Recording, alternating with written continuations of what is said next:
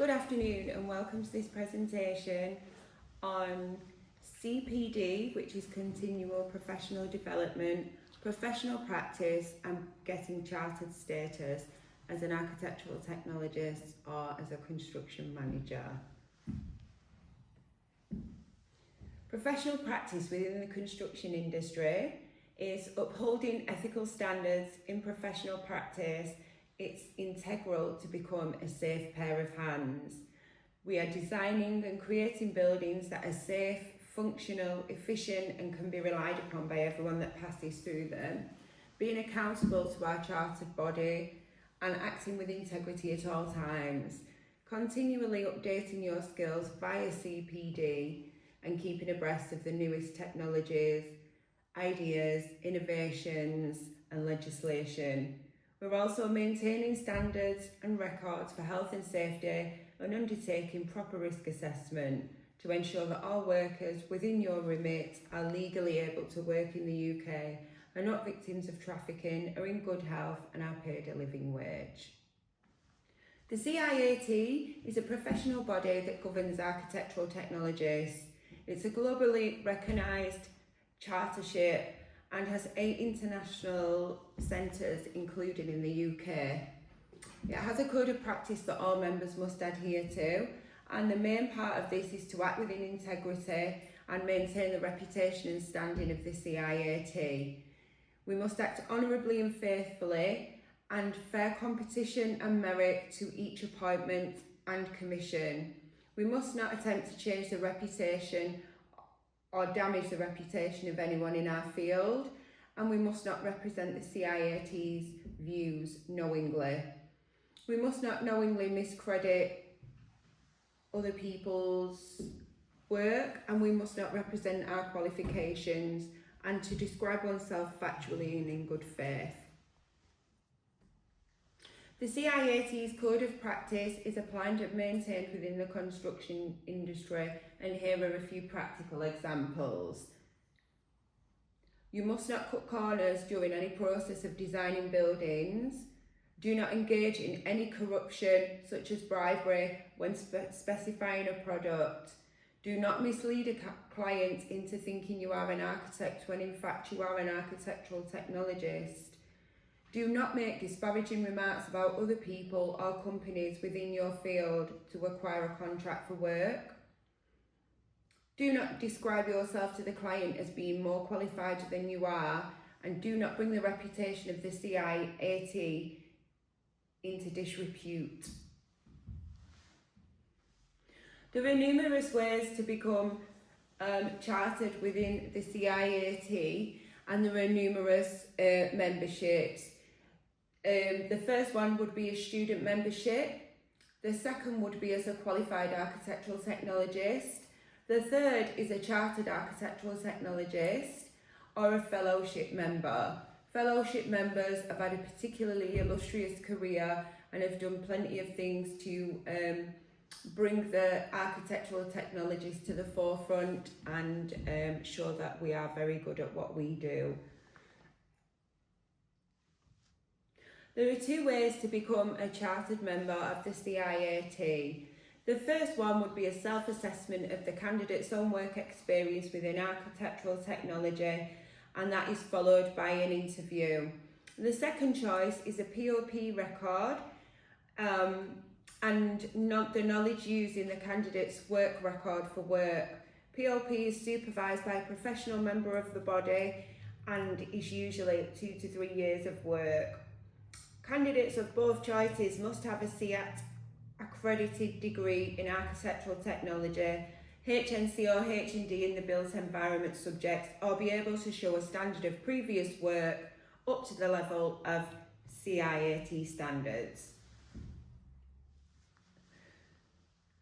To become a chartered member of the CIOB, it's slightly different, and that candidate must have 5 years work experience and a level 4 qualification in site management.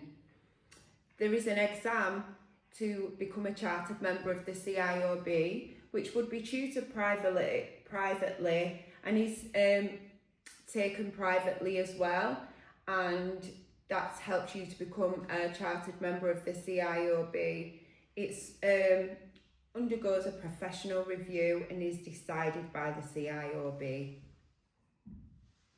The similarities between becoming a chartered member of the CIAT or the CIOB are that they both require the same level of work experience, and they require a level of competency of the candidate to match their chartered members.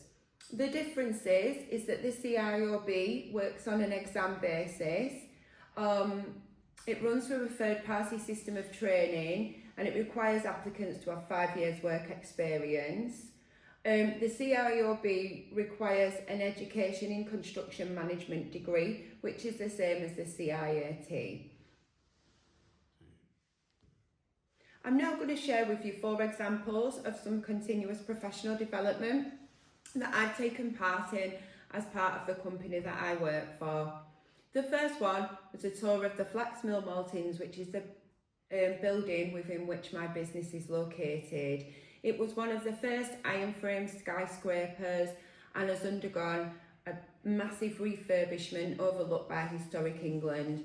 Our tour took us from the basement up until the coronet on the roof and was extremely interesting, especially about the retrofit of a listed building, which is something that actually I work on within my company. The second is a lecture at the Hive in Shrewsbury, hosted by the Shrewsbury Society of Architects. This lecture was given by Amy Waite, and she's from Michal Rich's Architects. She spoke to us about having carbon neutral houses, but also the most interesting part of the talk was their retrofit of Park Hill in Sheffield, a concrete framed building that's part of brutalist architecture that I find really interesting, and the whole retrofit talk based on cold bridges and eliminating those was really, really interesting. Also, our company went on a CPD demonstration and factory tour of Lime Green in Much Wenlock. Lime Green create lime-based plaster that can be used in the retrofit of old buildings that do not have a cavity wall. The lime plaster is particularly useful to reference in the practice that I work for, because we work in the retrofit of a lot of listed and very old buildings. We had a factory tour, a demonstration and a talk that was really, really interesting. The fourth example of CPD was I took the time to read a REBA journal for an hour on my lunch time.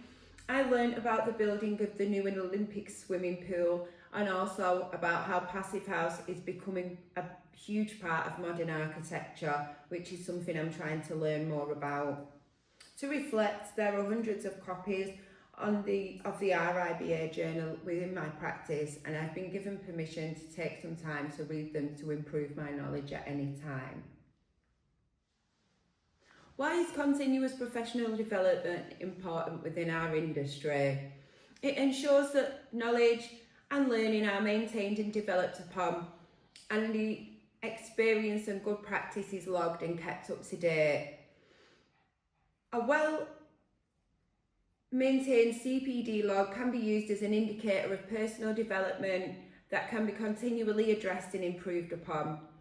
It can open the individual up to new methods of learning and acquiring information, and ways to develop further learning outside of their current skill set. CPD can help people reflect upon activities undertaken and to understand how further development of their skills could be really useful within the industry.